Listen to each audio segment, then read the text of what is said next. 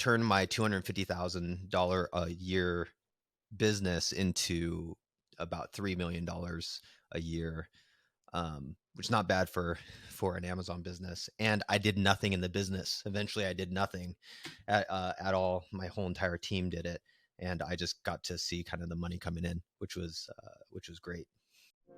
Welcome to the Agency Profit Podcast, a show dedicated to going deep space on agency operations, which is just as nerdy as it sounds. I'm your host, Marcel Petitpoff. I'm the CEO of Parakeeto, a firm that helps digital and creative agencies measure and improve their profitability. Join me as I interview some of the smartest thought leaders and agency owners in our space and go deep into operations, metrics, and all the other things you need to get right so you can spend less time worrying about operations and more time executing on your vision. Hello, everyone, and welcome back to the Agency Profit Podcast. I'm excited today to be joined by an expert in business systemization. He is the founder of Prosellum, which was an Inc. 5000 honoree in 2022, and really helps agencies and other businesses as well document and scale their processes and really figure out how to outsource and scale their time. So I'm joined today by Dean Soto. Dean, thanks for joining us today. Thank you so much for having me. This is awesome. And so you have an interesting backstory where, you were, of course, were running a business. That business was struggling due to a lack of this function. And then it was in, I think, discovering the power of, really leaning into documentation and process that you found success in that business and then eventually decided to start offering that service to other agencies. Tell us a little bit about how you found yourself to, founding Prosellum and doing this for other people. Yeah, it was kind of crazy, actually. I was running an Amazon dropshipping business, and at the time, I was doing probably about $250,000 a year in profit, not in profit, in revenue. So that always sounds nice when it's six-figure Amazon business, right? Really, you're only keeping like 10% of that, so it's not that great. um, so I needed to, I was getting to the point where I was not making enough money to even pay my mortgage, and I would hire people. I had been outsourcing for a long time prior to that, but I just found myself hiring and hiring people, and they would come on, they'd stay for like 3 months, and then they would leave. They come on, stay for 3 months, they'd leave. They get overwhelmed I literally had created a course on how to drop ship on Amazon, gave it to them thinking that it was going to work, but it was all video. And so they'd look at it, they'd have to go through hours of video to even learn what to do. And it didn't work. And so a friend of mine, Danny, he gave me this book called Work the System by Sam Carpenter. And I was like, dude, I don't need another book.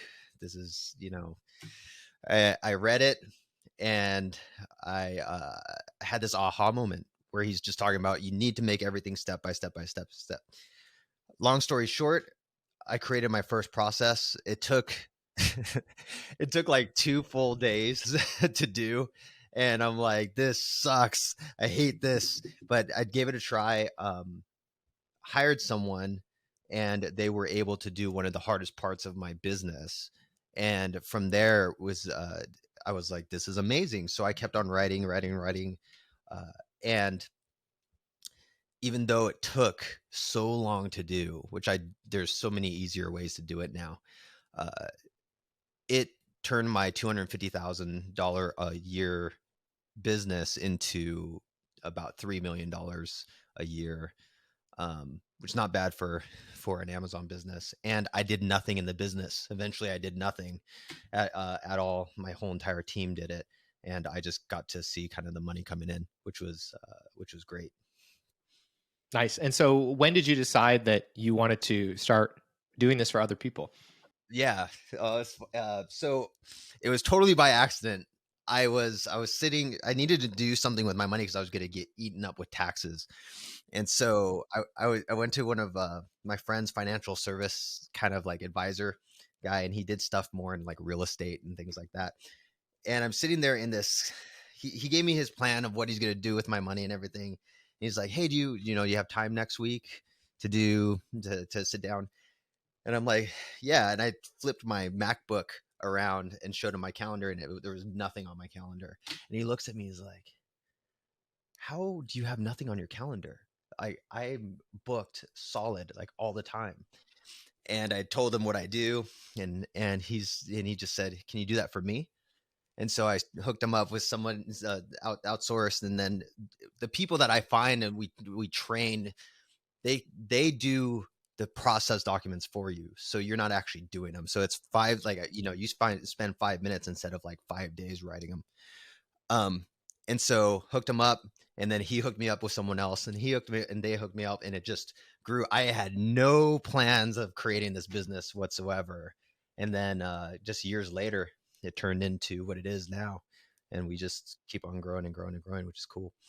So let's talk about, the insight here, which is, I think your initial experience writing processes was also my initial experience writing SOP documents, which is like, this is a massively arduous task as a founder. It gives me hives just thinking about Yeah. having to sit down and write out this process document.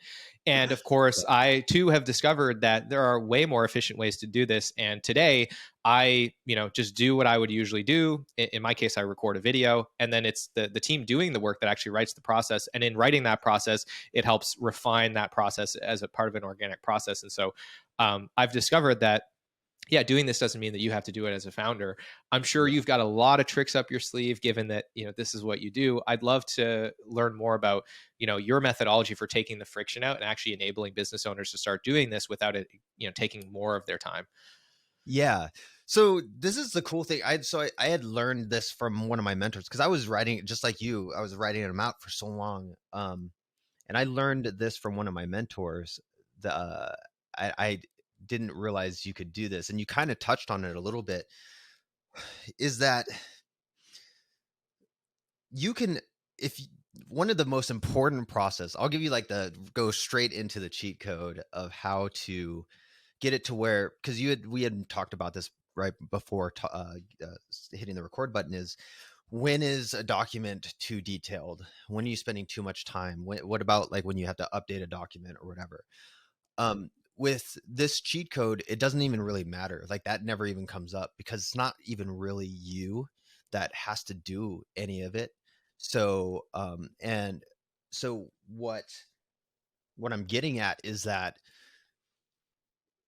when you have a process, I would call this like the master key process, which is when you have a process on how to create process documents from the videos that you send or from the videos that your team sends, you can give that process to somebody overseas for a few dollars an hour.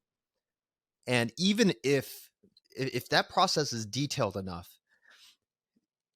even if they have no idea of anything else in your business and you just want to send something to them to get documented, that one process saying, hey, so this is how you write the process documents. So first you're going to have the headline. It's going to say this, and then you're going to bold every action step. You're going to you're going to take a screenshot of the video that we send for every step. You're going to put an arrow to wherever we point. You're going to do this, and like really detailing what that you're really detailing what that entire step-by-step process is, just to create the document. You can, as a business owner or as your team, you can say, hey, your budget is $200 a month to get things updated, and you can send that off to somebody maybe in the Philippines or South America or South Africa or wherever, and let them do the documentation. You spent the 5 minutes saying, hey, here's how to update. There's an update to Samcart.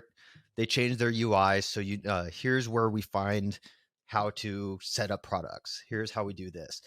um, Now you're able to literally just have your entire team constantly updating process documents with that outsourced help, if that makes sense. And so, For everyone listening, to clarify, what you're talking about here is flipping on a tool like a Loom or a screen recording tool and just doing what they're doing, talking out loud, and then sending that to somebody that writes the process, which is exactly how we do it as well. And it works exactly. really quite well. Yeah, and uh, the the the the problem that most people have with that though is that they don't have that initial process document. So they'll send a Loom video to somebody out there and they'll say, can you make a process document out of this? And you'll get one from one guy and one from another guy, and they're completely different. They're not uniform and so on. So when you have that one key document, one key process, everything becomes uniform like that. And so you've seen the benefit of that, especially as a business owner. You're able to, like, I don't even do videos anymore because most of my stuff has already been documented. So my team's like, if something changes, I just tell, you're able to just tell them, oh, the UI changed on QuickBooks Online. Oh, okay. Just go ahead and do a video to update and send it off, you know, huge. So Yeah, it really does. Having that ability to send a video off and have anybody on the team do that really takes a lot of friction out. Now, the pushback that I get sometimes when I talk to my friends about this, and it's interesting because, yeah, anyway, I'm curious what your answer is on this, but they go, well, this person overseas, they have no idea, they have no context. How could they possibly write a good SOP? And to me, that's a feature, not a bug. I'm curious, like, how you answer that question. yeah, no, it's good. It's actually it's interesting because like it definitely can be a feature because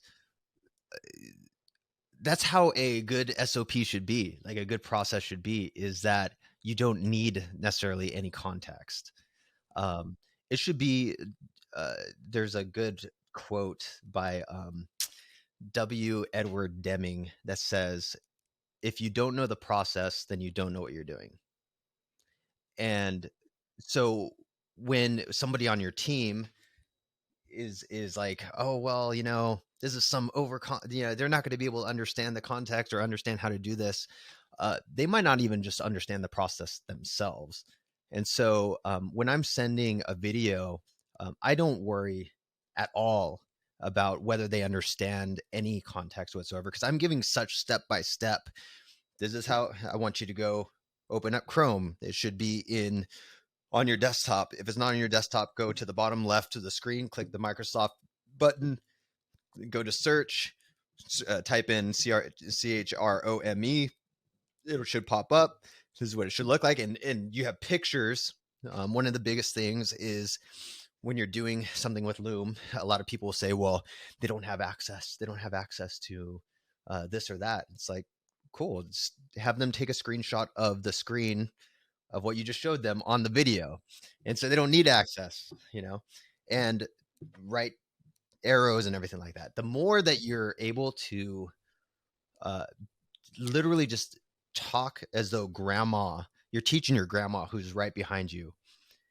The more that you're able to do that, the better your processes are going to be. And you're going to be able to scale your business. That's how Jeff Bezos does it. That's how, you know, Elon Musk with all his businesses. Most people don't realize he has, 13 plus businesses, and this is the only way to do it. Hey, it's Marcel here, and I hope you're enjoying the episode so far. If you are, then I want to encourage you to check out the Agency Profitability Toolkit. It's a free set of resources that we've put together to help agency owners just like you improve their profitability. It's full of free checklists, templates, and training videos, and has helped thousands of agencies get better at measuring the essentials of their business. So if you want to grab a free copy of that, you can head to parakeeto.com/toolkit or look for a link wherever you're watching or listening to this. With that, I want to thank you again for tuning in, and I'll let you get back to the episode. It's interesting too, because there is an element of being forced to design a process that exposes the questions that need to be answered about the problem that's being solved in that new area of the business. And one of the things that we found helpful internally was differentiating a process from principles, where there are times when we're just like, I don't know how we're going to do this, but here's what needs to be true about the outcome. It needs to, be free of errors. It needs to be this, the video needs to be 16:9 dimension, and it needs to be less than a minute long and whatever. But I don't know how we're going to do that, but this is what needs to be true. And that separation has been useful, where we can start to at least define some things at a high level, and then let that kind of process of defining how we do it be a little bit more organic, and remove some of the friction from the change management, where it's like making a change to the process is not always blocked by having to update the process itself, which, early on can be legitimately like can create legitimate drag. And so yeah, there's a balance to be struck there. But certainly like the forcing function of saying this has to end up as a process is useful for saying, okay, well, what questions do we need to try to answer as a team, and land on so that this can scale? Because otherwise, yeah, you just kind of end up right back where you were before you started documenting Yeah. processes, which we know is not Yeah. good. Yeah. No, I love that. That's why like our team uses Traction like EOS entrepreneur operating system, and like the rocks, like whenever you like rocks, for anyone who doesn't know, they're basically like 90-day goals of like this is what it should be. And it kind of reminds me of that, where like you have that overarching, like I don't know how to get there, but we want to have an outbound sales machine that does XYZ. This is these are the things it needs to do, these are the things it needs to track. How we're going to get there, I don't know. That is very, very powerful for sure. um uh and then I think that eases a lot of the, like you said, it eases a lot of the change management, because then you know that you're getting to a point. It's not just this wild, like, what is Dean doing? He's just making me do all these documents and this sucks, you know? So, Uh, And so I want to talk a little bit about some of the challenges that you see, and I want to separate this. The first is like owners, executives. What are the things that you find really get in their way of starting to implement, clear documentation and process, whether that's mindset blocks or actual tactical blocks? And then we'll talk a little bit about the team and kind of getting them on board and getting them indoctrinated into this as well. yeah. Yeah, it's like for the owners, it's funny, a lot of the times it's that feeling of uh I don't know exactly what you would call it, but where this th- this can't be done without me, or I can't, like, I'm the only one that can do this one thing, which obviously plagues a lot of it's kind of overarching, but it's more of like I always try to get owners to do one process that is like the very first thing that they should end up doing is something that brings in profit, because then that kind of changes their entire mindset of what can be done. And so, especially for like agencies, like all, whether, especially small agencies, just like people who are just starting out, or they're kind of solopreneurs, or maybe they have like a cadre of people. They're doing proposals, they're writing up proposals, they're doing, let's do it, say it this way, they're doing all the lead gen, they're getting on the discovery calls, they're writing up the proposals afterwards, they're sending the proposals, they're doing the follow-up, they're doing all this stuff.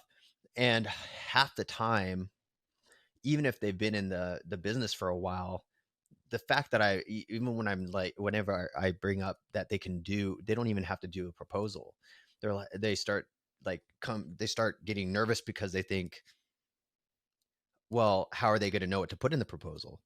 And how and simple things like record your Zoom and send the Zoom, have a process to where the person looks through the Zoom, they have a proposal, your process says, I if I mention this and this and this, then put that in the proposal and then send off the proposal. Once they do that, and successfully a proposal gets generated and accepted, and they make money, then the world changes. Then it's like, oh, whoa, like process isn't just this unnecessary thing. I used to work cybersecurity at Boeing, and we were always unnecessary in everybody's eyes. We were just a hindrance all the time, because it was like, we just do stuff for government regulations. And I totally get that. And that's the way a lot of people think when it comes to process outsourcing, that type of stuff. But once you see it actually makes you money, then the whole new world opens up.